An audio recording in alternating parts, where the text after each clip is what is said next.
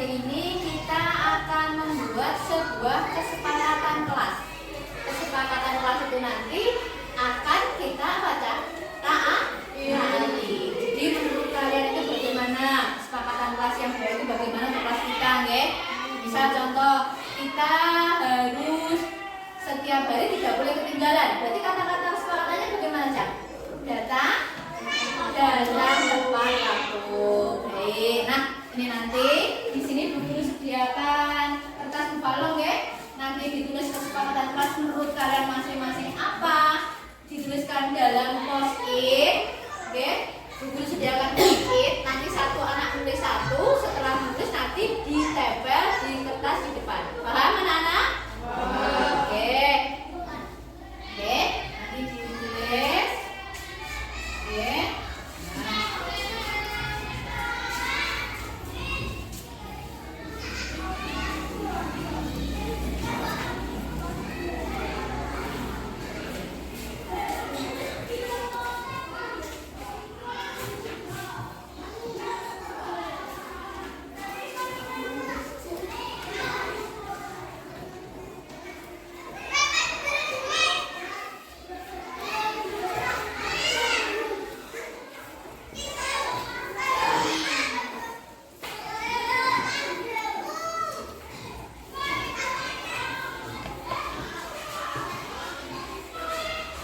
Sudah semuanya pada di bagian? Ya, kalau sudah boleh dituliskan di dalam lembar dulu bagi. Ayo ditulis, ayo.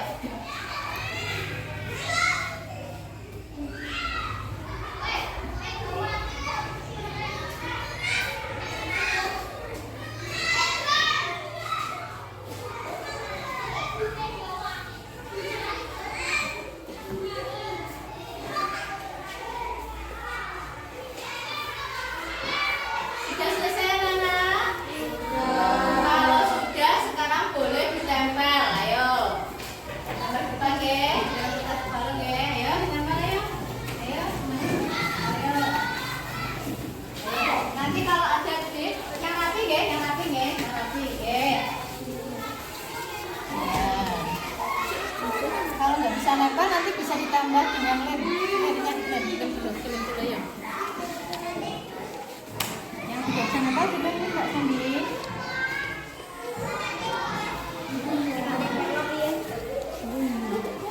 Ayo, yang sudah nempel bisa kembali ke tempat duduknya ya.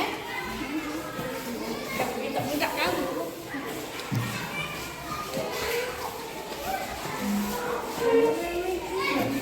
Yang sudah nempel bisa kembali ke tempat duduknya ya. Sini nempel sini Mas. Nempel sendiri aja.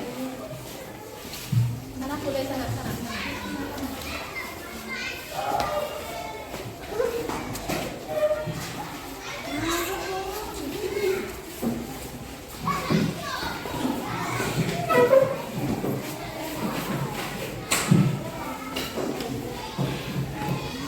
Baik, terima kasih kalian sudah menuliskan sebuah kesepakatan kelas. Bu Guru minta tolong salah satu anak untuk membacakan apa yang sudah dituliskan di buku. Teman-temannya maaf. Tadi ini maju ke depan bisa dituliskan. Bisa dibacakan.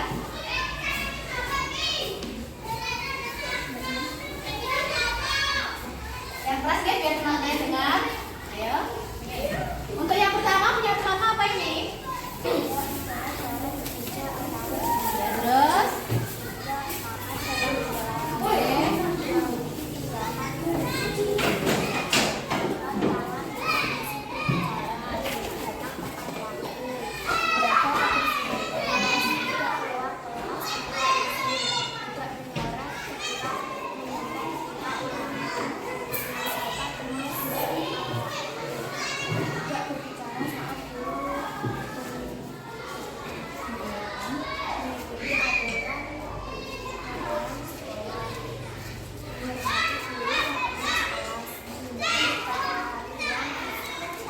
terima kasih Mbak. Ini boleh kembali ke tempat duduk.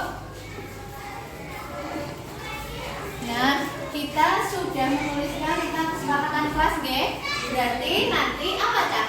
Kita harus mentaati apa yang sudah kita tuliskan dan ada konsekuensi. Baik, terima kasih anak-anak.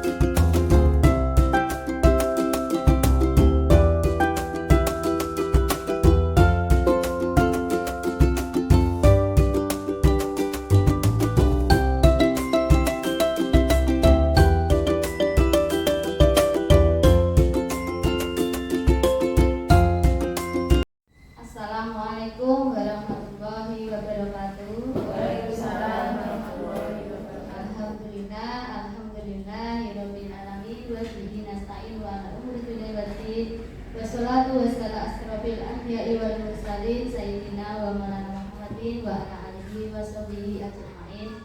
Amma ba'du.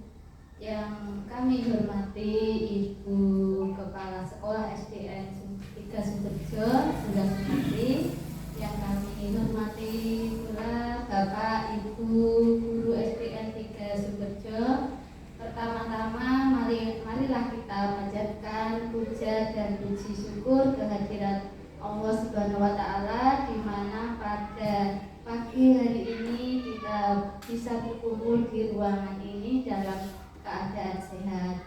Yang kedua kalinya sholawat serta salam kita junjung terhadap junjungan kita Nabi Agung Nabi Muhammad Sallallahu Alaihi Wasallam, di mana kita tunggu syafaatnya nanti di yaumil qiyamah.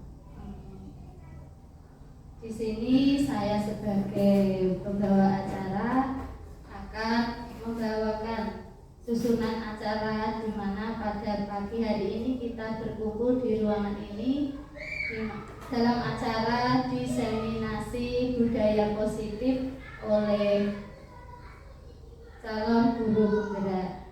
Susunan acaranya yang pertama yaitu pembukaan, yang kedua inti pemaparan materi oleh Bu Erna, yang ketiga penutup. Acara yang pertama yaitu pembukaan, marilah kita bersama-sama membaca basmalah. Bismillahirrahmanirrahim. Semoga acaranya berjalan dengan lancar.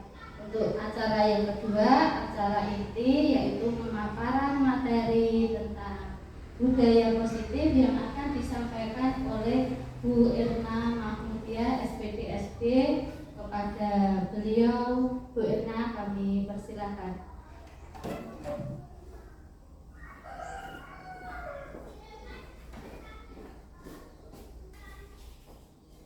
Assalamualaikum warahmatullahi wabarakatuh. Waalaikumsalam warahmatullahi wabarakatuh. Alhamdulillahirabbil alamin, wassalatu wassalamu ala asyrofil anbiya'i wal mursalin sayyidina wa maulana Muhammadin wa ala alihi washabbihi ajmain. Yang terhormat Ibu Kepala Sekolah SDN 3 Sumberjo Ibu Lesmiati, yang saya hormati Bapak Ibu Guru SDN 3 Sumberjo.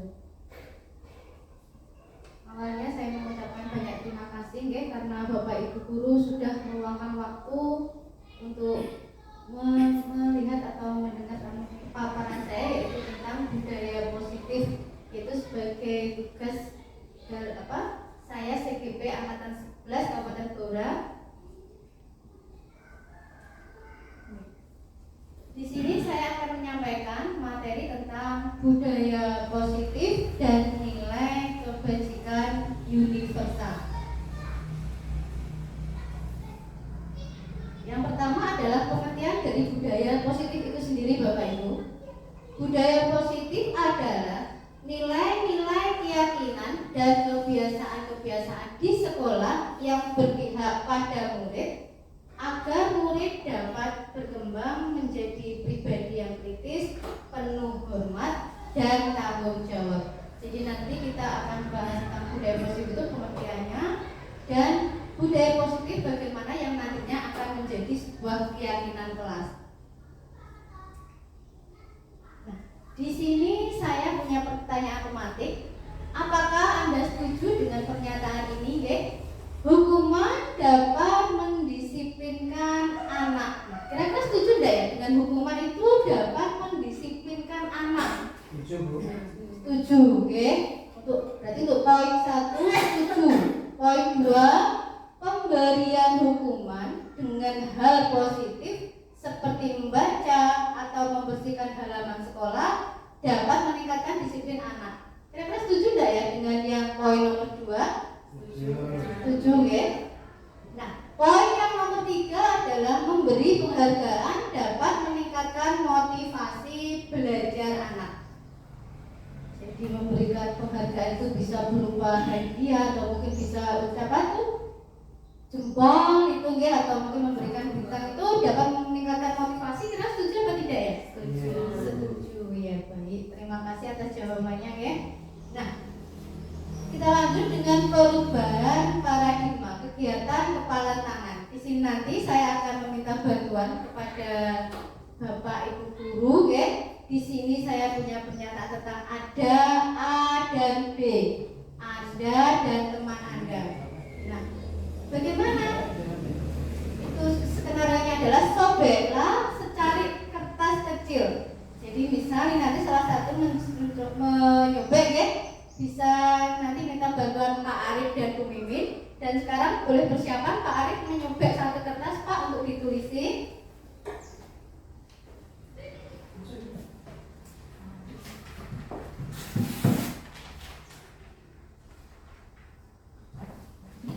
Kemudian Pak Arif bisa menuliskan atau tuliskan benda atau sesuatu yang sangat berharga untuk Anda. Pasti ya, Bapak Ibu punya satu benda berharga atau mungkin sebuah rahasia atau sebuah apa ya, harta yang tak ternilai harganya misalnya. Nah, nanti dituliskan dalam kertas tersebut. Terus letakkan di salah satu tangan Anda dan genggam benda atau sesuatu tersebut dengan segala daya. Buatlah sebuah kepalan.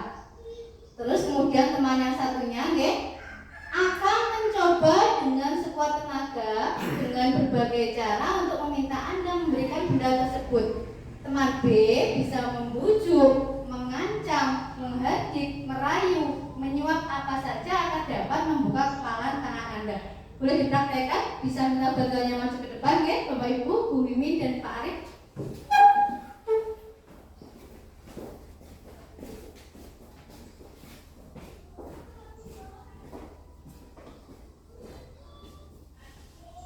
Maaf, ini tadi ditukar Bu yang tas buku ini. Ada apa? Terima kasih. Yang penting nanti prakteknya, Pak. Boleh kenalan dulu Bu? Ya, boleh, Pak. Kenalan? Oh, Pak ikut masuk. Dari bahasa ini. Namanya siapa Bu? Bu ini. Teman saya enggak? Teman. Kalau teman sama teman itu biasanya kita bisa berbagi ya Bu ya. Coba saya pinjam kertasnya Bu. Loh, katanya teman kok nggak boleh kan? Ya boleh. Seumpama nanti pulang sekolah, saya bunyi ini saya antarkan sampai ke rumah. Tapi saya pakai itu loh yang digenggam itu, saya kok penasaran, kok pengen tahu. Boleh nggak? Boleh. Ini saya Pak, boleh lihat orang lain. Oh gitu, bener-bener rahasia. Seumpama ya terakhir. Oh, sudah punya. Ya sudah deh, nyerah. Terima kasih atas kesediaannya Bapak Arif dan Bu Mimin. Bisa beri tepuk tangan kepada Pak Arif dan Bu Mimin. Nah, kira-kira dari kejadian Pak Arif dan Bu Mimin tadi, apa yang bisa kita ambil pelajaran ya Bapak Ibu? Nah, ini adalah kira-kira apa ya yang terjadi? Siapa sesungguhnya yang memiliki kontrol? Tadi ada teman A, maka ada si A dan si B. Si A tadi telah memegang kertas menggenggam, yang satunya adalah untuk merayu. Nah, kira-kira siapa ya yang sesungguhnya yang mempunyai atau yang memiliki kontrol? Nah, ternyata yang memiliki kontrol itu adalah diri kita sendiri, bukan orang lain, bukan tetapi diri kita sendiri. Nah, perubahan paradigma stimulus respon atau teori kontrol. Jadi siapa sesungguhnya yang memiliki teori kontrol? Oke. Nah, kita bahas stimulus respon dan teori kontrol. Kita mencoba mengubah orang agar berpandangan sama dengan kita. Itu merupakan stimulus respon. Sedangkan teori kontrolnya adalah kita berusaha memahami pandangan orang lain tentang dunia. Terus yang berikutnya, stimulus responnya adalah perilaku buruk dilihat sebagai suatu kesalahan. Nah, teori kontrolnya adalah semua perilaku memiliki tujuan. Stimulus respon berikutnya, orang lain bisa mengontrol saya, sedangkan teori kontrol hanya Anda yang bisa mengontrol diri Anda. Nah, poin inilah tadi yang sudah dipraktekkan sama Pak Arif dan Bu Mimin, ya. Jadi orang lain itu tidak bisa bisa mengontrol diri kita sendiri adalah ya diri kita sendiri ini, nggih. Nah, saya bisa mengontrol orang lain. Teori kontrol, Anda tidak bisa mengontrol orang lain. Stimulus berikutnya, pemaksaan ada pada saat bujukan gagal. Tadi merupakan stimulus responnya, nggih. Teori kontrol adalah kolaborasi dan konsensus menciptakan pilihan-pilihan baru. Stimulus respon yang terakhir adalah model berpikir menang atau kalah. Terus yang teori kontrol adalah model berpikir menang dan menang. Jadi tidak ada menang atau kalah, nggih. Nah, di sini, nggih, saya akan menjelaskan tentang disiplin positif menurut itu nggih teori kontrol atau teori pilihan, yaitu Dr. William Glasser. Yang pertama, Anda tidak bisa mengontrol orang lain, hanya Anda yang bisa mengontrol diri Anda. Nah, makna disiplinnya yang terkandung di dalamnya adalah belajar kontrol diri dengan menggali potensi kita agar tercapai tujuan mulia, yaitu sesuatu menjadi seseorang yang kita inginkan berdasarkan nilai-nilai yang kita hargai. Di sini nanti akan dibedakan juga menjadi motivasi ekstrinsik dan motivasi intrinsik. Nah, yang kedua adalah semua perilaku memiliki tujuan. Teori motivasinya yaitu 1, untuk menghindari hukuman, 2, untuk mendapatkan imbalan, untuk menghargai diri sendiri, nilai-nilai kebajikan universal dan keyakinan kelas. Nah, itu juga berhubungan erat dengan modal berpikir menang-menang atau kolaborasi dan konsensus menciptakan pilihan-pilihan baru. Nanti yang dipelajari adalah 5 posisi kontrol, yaitu guru bisa sebagai penghukum, pembuat rasa bersalah, guru sebagai teman, guru sebagai pemantau, dan terakhir adalah guru sebagai manajer. Terus berikutnya ada segitiga restitusi, yaitu menstabilkan identitas, validasi kebutuhan, dan menanyakan keyakinan. Terus nanti realitas atau kebutuhan kita berbeda, kita berusaha memahami pandangan orang lain tentang dunia. Setiap orang memiliki gambaran berbeda sesuai dengan 5 kebutuhan dasar manusia. Karena manusia itu memiliki kebutuhan dasar, yaitu pertama bertahan hidup, penguasaan, kasih sayang dan rasa diterima, kesenangan dan kebebasan.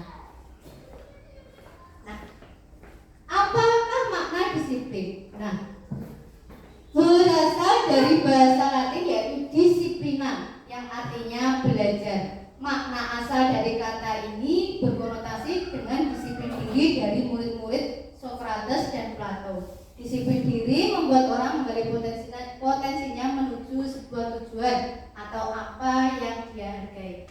Namun dalam budaya kita, makna kita disiplin telah berubah menjadi sesuatu yang dilakukan seseorang pada orang lain untuk mendapatkan kepatuhan. Kecenderungan umum adalah menghubungkan kata disiplin dengan ketidaknyamanan, bukan dengan apa yang kita hargai atau pencapaian suatu tujuan mulia. Berikutnya adalah nilai-nilai kebajikan universal. Nilai-nilai kebajikan adalah sifat-sifat positif manusia yang merupakan tujuan mulia yang ingin dicapai setiap individu.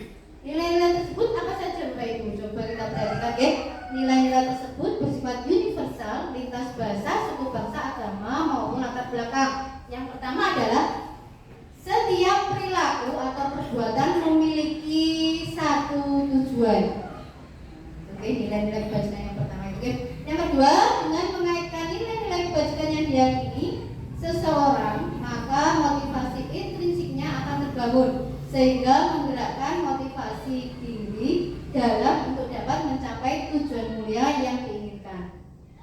Yang ketiga, nilai-nilai kebajikan yang dicapai oleh setiap anak Indonesia kita kenal dengan profil pelajar Pancasila. Sering kita sampaikan kepada anak didik kita, bahkan berhari-hari sudah dihafalkan dan sudah dibuat lagu, Nah, dari profil pelajar Pancasila itu yang pertama baca beriman, bertakwa kepada kepada Tuhan yang Maha Esa dan berakhlak mulia. Terus yang kedua, berkebinekaan tunggal. Yang ketiga, gotong royong. Oke, yang keempat, mandiri. Yang terakhir adalah bernalar kritis. Itu adalah nilai-nilai kebajikan universal yang ada hubungannya dengan profil pelajar Pancasila. Kita masuk ke materi berikutnya adalah teori motivasi, hukuman, dan penghargaan. Yang terakhir adalah restitusi. Teori motivasi perilaku manusia. Jadi manusia itu melakukan hal yang positif atau hal yang negatif itu ada motivasinya Bapak Ibu. Yaitu motivasinya adalah motivasi eksternal atau dari luar dan motivasi internal atau dalam diri Bapak Ibu sendiri. Misal yang pertama untuk menghindari ketidaknyamanan atau hukuman Nah, kita bisa membuat pertanyaan atau ada dalam benak Bapak Ibu, yaitu apa yang akan terjadi apabila saya tidak melakukannya. Kira-kira apa yang akan terjadi? Kalau kita menghubungkan dengan dunia luar, berarti nanti maksudnya adalah motivasi eksternal. Jadi kita takut karena ada orang lain yang menghukum atau menegur, nah seperti itu. Yang kedua, untuk mendapatkan imbalan dari orang lain atau institusi. Misal, apa yang akan saya dapatkan apabila saya melakukannya? Nah, kita lakukan pasti akan dapat imbalan atau nanti akan dapat penghargaan atau bahkan kepercayaan. Nah, itu adalah motivasi eksternal. Jadi kita dapatkan dari orang lain atau dunia luar. Yang terakhir adalah untuk menghargai diri sendiri. Nah, teori motivasi yang ketiga inilah Bapak, salah satunya adalah motivasi internal atau tujuan disiplin positif. Apa itu? Saya akan menjadi orang yang seperti apa apabila saya melakukannya. Nah, saya menjadi apa ya? Oh iya, saya akan meningkatkan istilahnya niat saya atau niat baik untuk hal yang positif. Itu berarti tumbuh atau timbul dari dalam diri kita. Itu nanti maksudnya adalah motivasi internal. Jadi motivasi yang timbul karena diri kita sendiri. Itu adalah tujuan dari disiplin positif. Nah, menurut kenalnya Bapak Ibu, ini foto siapa? Iya, ini adalah foto Ki Hajar Dewantara. Oh, Pak Sadari. Itu persis ya Pak ya, buka kacamata, pakai peci. Tapi masih kecil-kecilan Nah, merdeka menurut Ki Hajar Dewantara itu merdeka artinya tidak hanya terlepas dari perintah, tetapi juga cakap buat memerintah diri sendiri. Jadi kita itu hidup tidak terlepas dari perintah tetapi kita juga harus menunjukkan kalau kita itu juga bisa memerintah diri sendiri. Aku bisa ke hal yang baik. Nah, karena dalam diri kita sendiri kalau kita tanamkan terlebih dahulu, maka kita bisa memberi contoh orang lain seperti itu. Nah, itu yang disampaikan Ki Hajar Dewantara dalam pemikiran konsepsi keteladanan sikap merdeka. Selanjutnya adalah apa itu restitusi. Tadi sudah disiplin, sekarang kita lanjut yaitu restitusi. Mungkin sering dengar ya Bapak Ibu, restitusi itu apa? Restitusi adalah proses menciptakan kondisi bagi murid untuk memperbaiki kesalahan mereka sehingga mereka bisa kembali pada kelompok mereka dengan karakter yang lebih kuat. Restitusi juga merupakan proses kolaboratif yang mengajarkan murid untuk mencari solusi untuk masalah mereka dan membantu murid berpikir tentang orang seperti apa yang mereka ingin atau menjadi tujuan mulia dan bagaimana mereka harus memperlakukan orang lain. Jadi restitusi itu menciptakan kondisi bagi murid. Jadi murid itu kalau salah tidak dicat atau kamu itu salah, kamu harus begini, tidak. Tetapi bagaimana murid itu memperbaiki kesalahannya. Alasannya apa? Caranya bagaimana? Nah, itulah yang nanti akan kita bahas dalam apa itu restitusi. Nah, ada 9 ciri-ciri restitusi. 1. Bukan untuk menebus kesalahan. Nah, sekali lagi ditekankan ya Bapak Ibu, kalau restitusi itu bukan untuk menebus kesalahan, namun untuk belajar dari kesalahan. Jadi kita membiasakan anak didik kita itu bukan kamu salah, kamu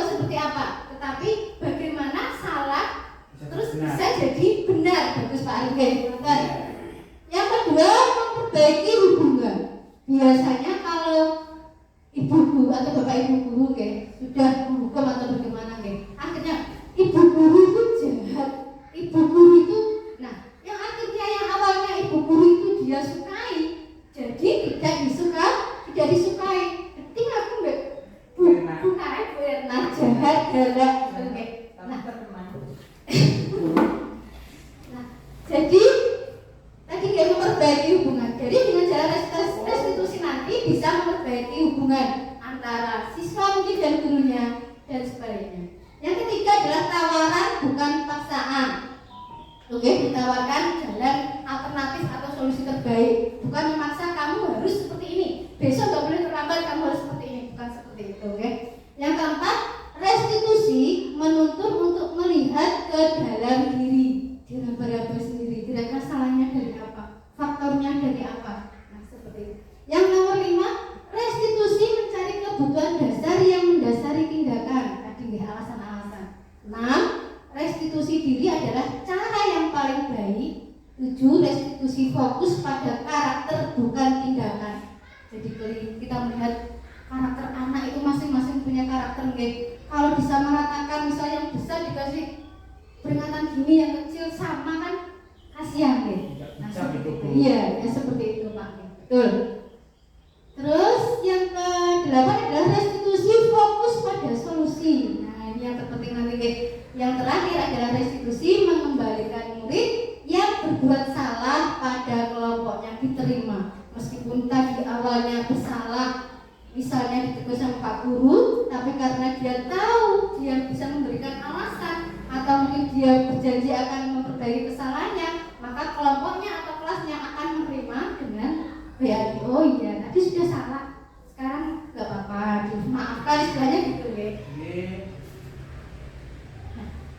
Yang berikutnya adalah keyakinan kelas. Jadi dari restitusi tadi disiplin, terus tadi ada kebijakan universal ya.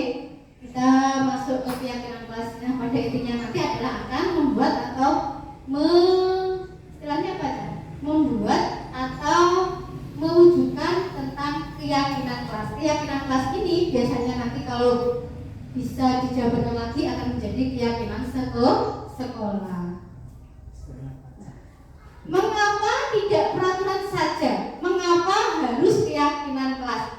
Mungkin kalau dulu kita ingatnya tata tertib ya, tata tertib kelas, tata tertib sekolah, peraturan kelas atau peraturan sekolah ya. Mungkin sekarang agak diganti, agak bisa sedikit. Sekarang kita iya.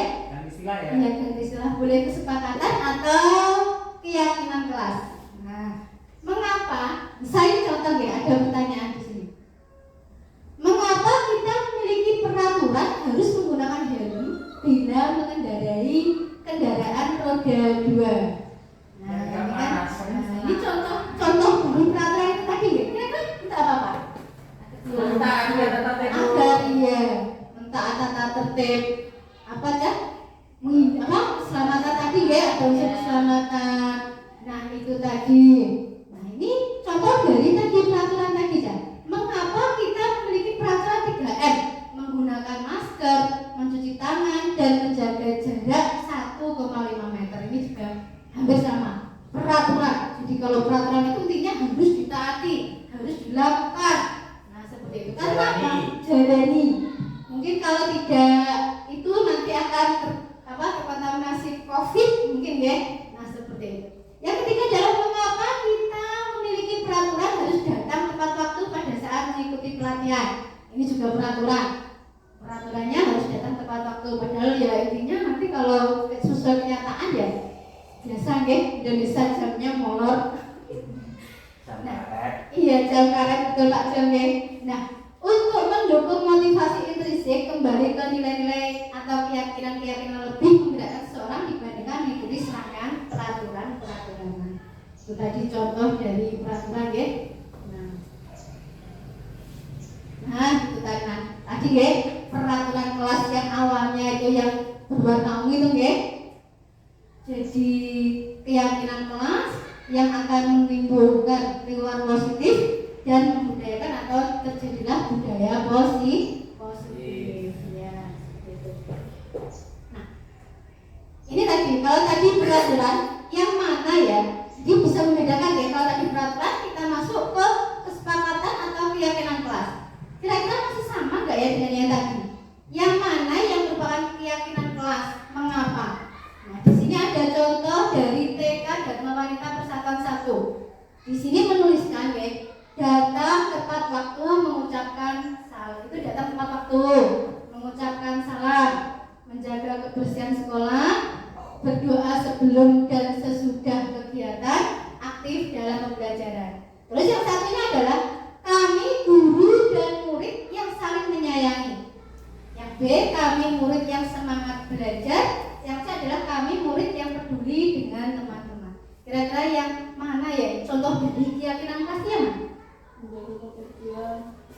menjaga kebersihan. Berarti yang sebelah sini ya Bu, dari ini ya, dari TK Dharma Wanita Persatuan 1 ya. Betul Bapak Ibu, tepat. Itu adalah contoh dari kesepakatan kelas atau keyakinan kelas. Oke, kalau tadi peraturan dijabarkan ya, harus memakai helm itu untuk apa? Di sini cukup datang tepat waktu. Jadi bisa berpikir sendiri nanti. Oh, datang tepat waktu berarti kita harus datang misal 5 menit sebelum pembelajaran untuk anak gitu ya. Nah, itu adalah contoh dari kesepakatan kelas. Jadi yang tepat adalah yang warna hijau ya Bapak Ibu. Dari datang tepat waktu, mengucapkan salam, menjaga kebersihan sekolah, berdoa, dan sebelum dan sesudah kegiatan aktif dalam pembelajaran. Itu sebenarnya ada yang sakit, tapi tidak terlihat. Maaf ya. Nggak apa-apa. Nah, ini kita jabarkan lagi perbedaan dari peraturan dan keyakinan kelas. Oke. Kalau peraturan itu ya, selalu kembalikan buku ke tempatnya tuh. Nah, itu kalau keyakinan kelas nanti kita ubah atau kita lebih ke bahasa yang enak dengan mungkin ya, tanggung jawab. Jadi nanti kata-katanya ya. Oke. Yang kedua, jangan dilarang mengganggu orang lain. Terus nanti keyakinan atau diubah jadi keyakinan kelasnya yaitu menghormati orang lain. Untuk peraturannya, hadir di sekolah 15 menit sebelum pembelajaran dimulai. Keyakinan kelasnya adalah menghormati orang lain, berkomitmen. Terus selanjutnya, dilarang melakukan kekerasan. Itu kalau dilarang melakukan kekerasan kan kadang anak-anak bahasanya kurang boleh gitu. Kalau keyakinan kelasnya bisa diubah jadi keselamatan atau menghormati orang lain. Tuh, nah selanjutnya dilarang menggunakan narkoba. Ya, keyakinan kelasnya kesehatan. Berarti nanti kesehatan sudah mencakup tidak hanya narkoba saja, tetapi mungkin yang lainnya ya. Kalau di sekolah mungkin hindari makanan-makanan yang mengandung vaksin atau apa itu ya. Nah, yang berikutnya adalah bergantian atau menunggu giliran. Ini bisa diganti dengan menghormati orang lain atau bersabar. Terus peraturan berikutnya adalah gunakan masker. Ini dengan sama dengan poin tadi, oke? Dilarang itu, oke? Jadi alasan kesehatan dan keselamatan. Yang terakhir jangan berlari di kelas atau koridor. Yang keyakinan kelasnya adalah keselamatan atau keamanan. Nah, ini ada teori hukuman. Teori hukuman itu maksudnya adalah hukuman merupakan sanksi fisik atau maupun verbal untuk kesalahan atau pelanggaran yang dilakukan, yaitu sesuatu yang menyakitkan harus terjadi, tidak nyaman untuk murid untuk jangka waktu yang panjang. Biasanya yang namanya hukuman itu bahasanya itu lebih cenderung ke pemaksaan ya, atau hukuman sanksi fisik, rasa jera. Mungkin nanti anak itu cenderung nanti oh ini terus menjudge atau apa istilahnya? Menghina ya, hina kalau gurunya itu seperti itu. Karena apa? Memang dia itu mengalami rasa sakit ya, rasa sakit trauma yang mendalam ya. Mungkin karena itulah ya, tidak nyaman untuk murid dalam jangka waktu yang panjang. Kadang jadi beban ya, tidak hanya sehari 2 hari. Kadang bahkan kadang ada yang sampai dewasa itu teringat. Seumur hidup ya Bu? Ya seperti itu Pak. Terima kasih ya, seperti itu dalam jangka waktu yang sangat panjang. Mungkin seperti itu. Teori penghargaan, karena ini ada teori penghargaan atau reward adalah alat untuk mendidik anak-anak supaya anak dapat merasa senang karena perbuatan atau pekerjaannya, mendapatkan penghargaan yang dibuat dengan persyaratan, penghargaan merusak hubungan, penghargaan mengurangi ketepatan, penghargaan menurunkan kualitas, penghargaan mematikan kreativitas. Kalau teori penghargaan mungkin sebelumnya kita kalau dikasih ini mungkin akan lebih berat lagi gitu tapi di sini teori penghargaan yang dituliskan di sini adalah penghargaan itu merusak hubungan Bapak Ibu. Kadang kita sudah memberi, misal anak ini peringkat 1 ya, terus akhirnya yang peringkat misal peringkat terakhir atau gimana sampai dari belakang, maksudnya ya itu saja yang disayang, saya tidak, karena saya itu mungkin lebih akhirnya tuh yang awalnya dia itu enjoy atau asik dalam mengikuti pelajaran, akhirnya paling kosing itu dia orang anak yang di peringkat 1, seperti itu. Jadi akhirnya hubungan dari bapak atau ibu guru yang ada itu dengan anak yang satu yang tidak bisa atau yang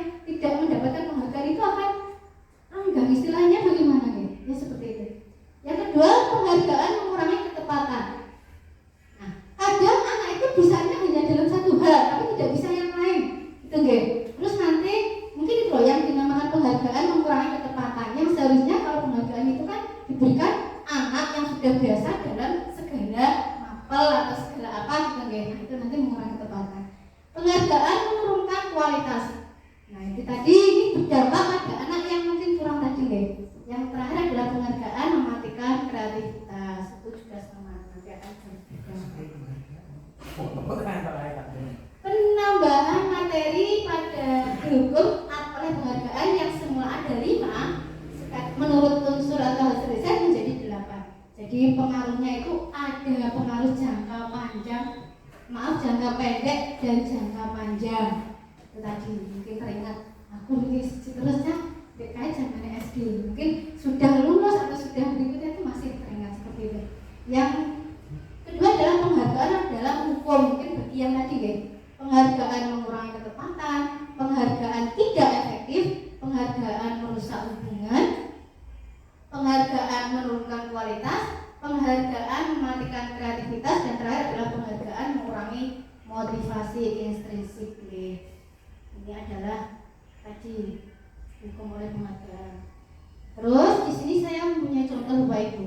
Di sini ada tindakan guru yang merupakan hukuman atau konsekuensi. Kira-kira nomor 1, mencatat 100 kali di dalam buku kalimat saya tidak akan terlambat lagi karena terlambat ke sekolah. Kira-kira itu merupakan hukuman atau konsekuensi? Hukuman ya. Bayangkan Bapak Ibu menulis 10 atau 20 saja itu sudah pegel ibaratnya, ini 100. Belum lagi nanti bukunya habis untuk mencatat ini. Berarti ini merupakan hukuman ya. Yang kedua adalah lari mengelilingi lapangan basket 2 kali karena terlambat hadir di sekolah. Kira-kira hukuman atau konsekuensi ya nomor 2 ini? Hukuman, iya. Lapangan bola basket kalau anaknya kecil mungkin ya kasihan. Terus murid diminta untuk push up 15 kali karena tidak menggunakan masker ke sekolah. Hukuman atau konsekuensi? Hukuman. Ya jelas ya yang hukuman. Push up itu warna berat ya. Menggantikan kertas tugas teman yang telah dicoret-coret. Ini konsekuensi atau hukuman Bapak Ibu? Konsekuensi, betul. Tepat ya? Yang ini adalah konsekuensi. Iya, karena kamu sudah mencoret-coret dan kamu harus menggantikan. Kasihan kan sudah dicoret-coret, itu ada konsekuensi. Membersihkan tumpahan air di meja tulis karena tersenggol pada saat belajar. Konsekuensi karena ini nanti akan menumbuhkan anak berhati-hati canggih. Nah, ya harus tanggung jawab istilahnya. Dia sudah menumpahkan air di meja tulis, ya harus dibersihkan. Murid disuruh untuk tidak mengenakan sepatu seharian di sekolah karena tidak mengenakan sepatu hitam. Hukuman atau konsekuensi Bapak Ibu? Hukuman. Kasihan dong ya, kalau nggak pakai sepatu terus nyeker dia nggak bisa kemana-mana. Paling seharian di kelas saja. Nah ini nanti anaknya akhirnya apa? Tadi merasa malu mungkin Terus yang terakhir adalah lari mengelilingi lapangan basket 2 kali karena terlambat 10 menit untuk pelajaran PJOK. Ini hukuman atau konsekuensi? Hukuman, iya hukuman. Tepat Bapak Ibu. Nah, di sini kita bahas tentang perbedaan hukuman dan konsekuensi. Misal hukuman itu sesuatu yang menyakitkan harus terjadi. Jadi ada pemaksaan di dalamnya Bapak Ibu. Kamu terlambat ya kamu harus melakukan, itu adalah hukuman. Terus kalau konsekuensi sesuatu harus terjadi. Mungkin konsekuensi itu mungkin tadi contohnya jadi dia bersalah, dia juga yang harus bertanggung jawab. Misal tadi menumpahkan air itu tadi Terus hukuman itu cenderung membuat anak sakit fisik maupun hati untuk jangka waktu yang lama. Nah seperti itu. Mungkin karena tadi tidak memakai sepatu seharian jadi anak-anak itu merasa malu, sakit hati, mungkin bisa-bisa 2 bulan Bapak Ibu. Saya tadi dihukum, dilaporkan mungkin ke orang tua saya tadi dihukum sama bapak ini karena itu. Nah itulah tadi.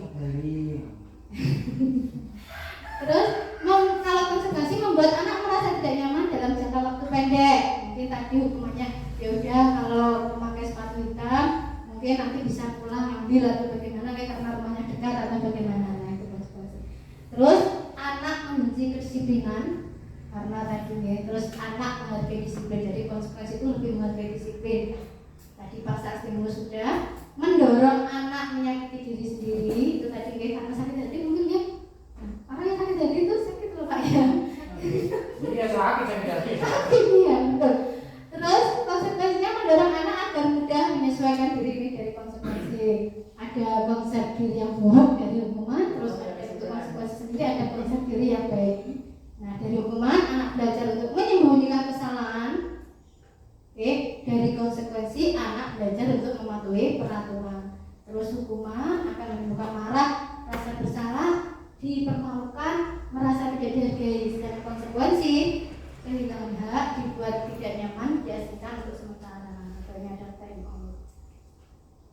Nah, yang selanjutnya adalah kebutuhan dasar manusia dan dunia berkualitas. Kebutuhan dasar manusia dibagi menjadi 5, yaitu kasih sayang dan rasa diterima. Ini tetap ya. Oh iya, lambangnya cinta Pak, karena ini lambang cinta, rasa kasih sayang dan rasa diterima. Jadi sebagai makhluk hidup ini kebutuhan dasar ini adalah yang paling utama. Bayangkan kalau anak tidak mempunyai kasih sayang atau bila anak tidak mempunyai orang tua. Nah, seperti itulah ya. Jadi dasarnya manusia itu adalah sangat membutuhkan kasih sayang, gitu ya. Yang kedua adalah penguasaan, kesenangan. Oke, kesenangan itu mungkin erat hubungannya juga dengan kasih sayang. Bertahan hidup ini bisa nanti kebutuhan hidup itu ya, ada makan dan selanjutnya itu yang terakhir adalah kebebasan. Kebebasan itu adalah juga kebutuhan dasar manusia.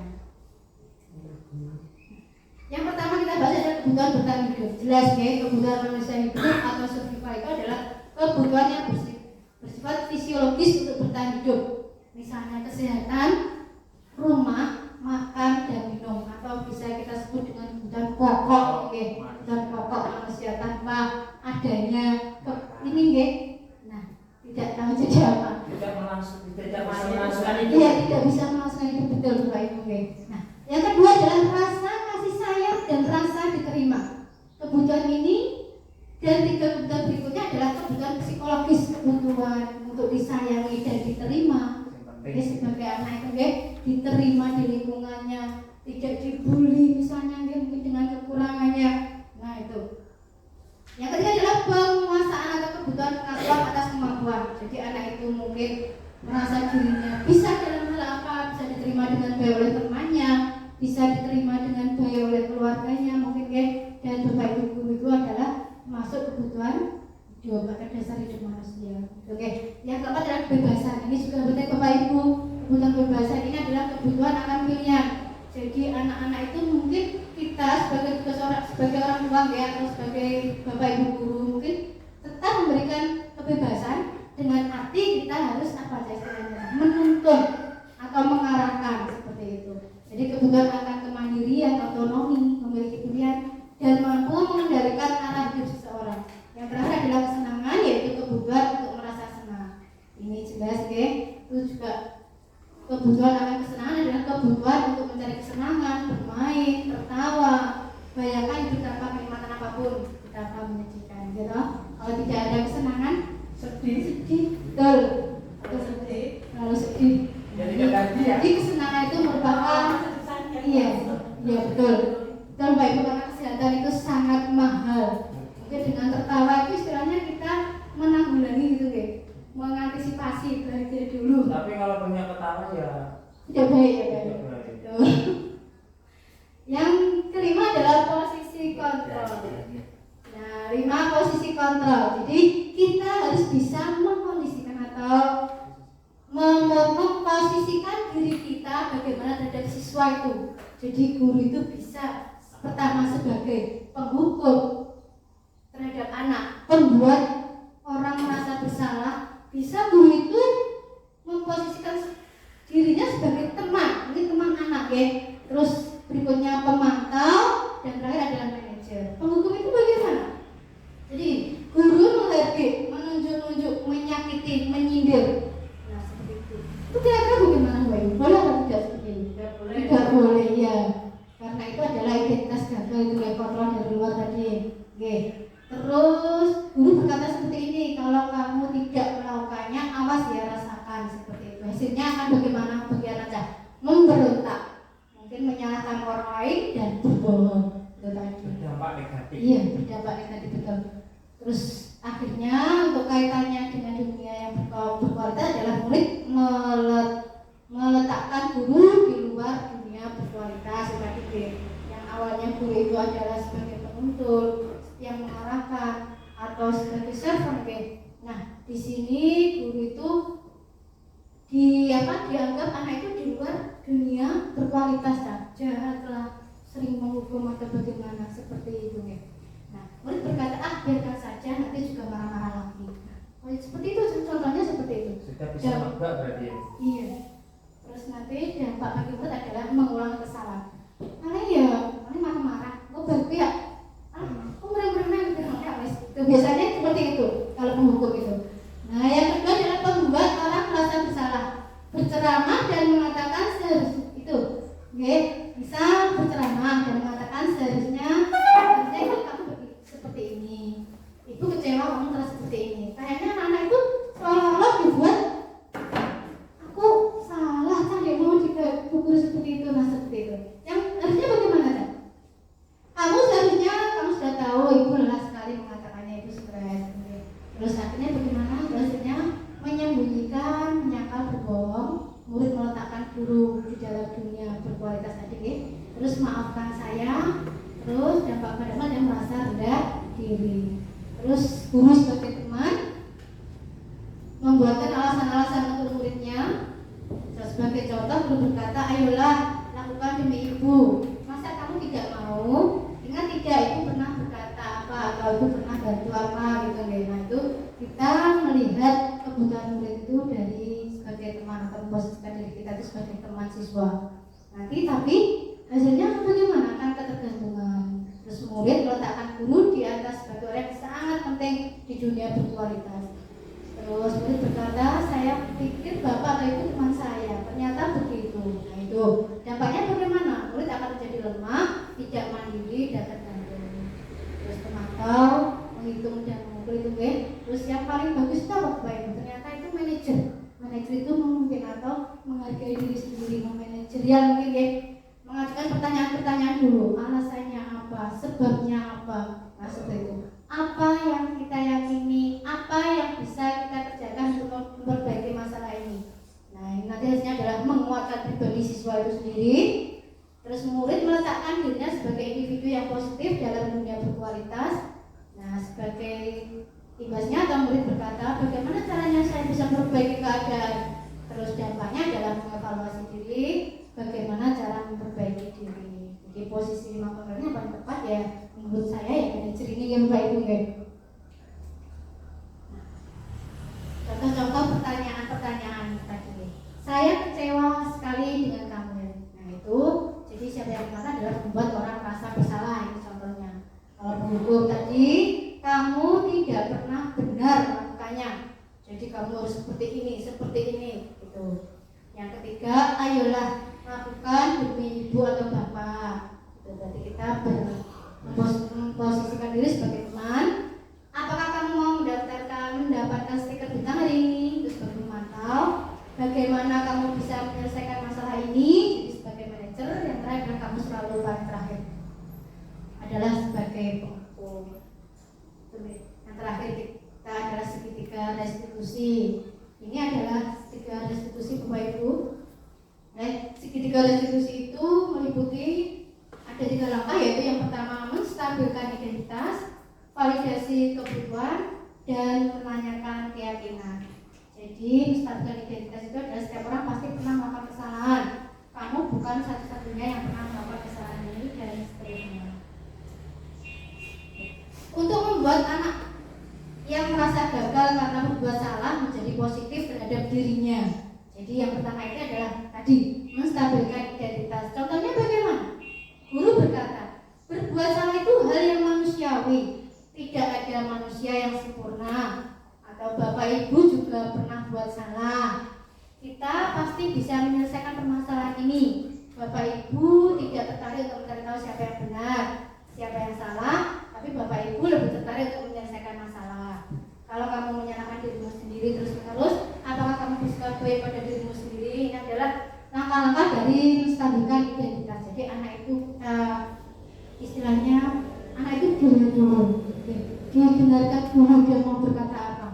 Seperti itu, kita nanti mencari solusinya adalah itu namanya menstabilkan identitas. Terus berikutnya adalah membantu siswa mengenali basic need atau kebutuhan yang dipenuhinya ketika melakukan kesalahan itu. Pada dasarnya setiap tindakan manusia tujuannya adalah memenuhi basic needs. Apakah itu power, freedom, love, and belonging, fun, atau survival. Jadi yang kedua adalah validasi kebutuhan. Setelah siswa melakukan kesalahan, mungkin nah setelah menstabilkan keadaan tadi, kita masuk ke validitas kebutuhan. Kamu bisa saja kan melakukan hal yang lebih buruk, tapi kamu tidak melakukannya. Jadi istilahnya dibombong, membesarkan hatinya dulu. Kamu pasti punya alasan mengapa melakukannya. Apa yang penting bagi kamu? Kamu boleh tetap berusaha menjaga sikap itu, tapi tambahkan sikap yang lain yang baru. Maukah kamu belajar cara lain untuk mendapatkan yang kamu butuhkan tanpa harus memukul? Nah, apakah kamu bisa melakukan dengan lebih baik besok lagi? Ini yang terakhir menanyakan keyakinan. Anak melihat kesalahannya dulu, tadi menstabilkan keadaan. Terus yang terakhir adalah menanyakan keyakinan. Apa nilai yang kita percaya di kelas sekolah atau tidak? Nah, bukannya kita sudah menyepakati ini dan itu, kok masih dilanggar saja? Itu bagaimana gitu nggih? Nah, kira-kira ada keyakinan kelas yang menunjukkan tanggung jawab enggak? Nah, seperti itu. Nilai-nilai universal apa yang telah kita sepakati gitu ya? Kelas yang ideal itu seperti apa? Bu, nah, Dek, atau bagaimana nggih? Kamu ingin menjadi anak seperti apa? Apa yang kamu rasakan ketika kamu melakukan itu? Kamu menjadi orang yang seperti apa? Berikut hasil pemaparan saya. Mungkin ada pertanyaan atau umpan balik atau mungkin kurang jelas dari yang saya sampaikan, boleh ditanyakan Bapak Ibu. Monggo. Saya tadi. Oke, terima kasih. Kami persilakan. Assalamualaikum warahmatullahi wabarakatuh. Waalaikumsalam warahmatullahi wabarakatuh. Perkenalkan, saya Sunasri, guru kelas 5 dari SDN 3 Sukorejo. Di sini saya akan memberikan umpan balik tentang apa yang sudah disampaikan oleh Bu Erna. Pertama-tama saya mengucapkan terima kasih banyak yang sebesar-besarnya pada Bu Erna yang telah memberi pemaparan yang sangat luar biasa materinya tentang budaya positif. Di sini saya menyampaikan, kalau dulu yang pertama itu tentang hukuman, apalagi saya guru kelas 5, murid saya besar-besar. Kalau hukuman itu bisa mendisiplinkan anak, jawaban saya tadi betul, padahal aslinya salah ya Bu. Kenapa? Karena hukuman itu kan ada yang namanya tadi apa Bu? Jangka waktu yang lama, jangka panjang, itu ternyata betul sekali. Kalau dulu anak kita kalau tidak mengerjakan PR atau sedang terlambat, itu kan pasti kita hukum dengan tujuan anak itu supaya jerah, gitu Tapi dampak selanjutnya, nah anak tersebut akan menjadi apa? Menjadi pendendam. Seandainya kita bertemu di luar sekolah gitu kan, pasti dia tidak mau menyapa. Karena apa? Kesannya sudah kesan negatif sama gurunya yang sering memberi hukuman. Terus untuk yang selanjutnya, apa tadi tentang restitusi ya Bu ya? Bahwa sangat penting sekali kita sebagai pendidik itu tidak boleh dalam 5 posisi kontrol tadi sangat penting sekali kita sebagai pendidik, sebagai manajer ya betul. Kalau sebagai penghukum nanti itu dampaknya jangka panjangnya. Kalau sebagai teman itu juga saya setuju, tapi harus ada adendanya antara guru sama murid. Nah, lebih baiknya saya setuju sebagai tadi saya Bu manajer. Terus untuk yang selanjutnya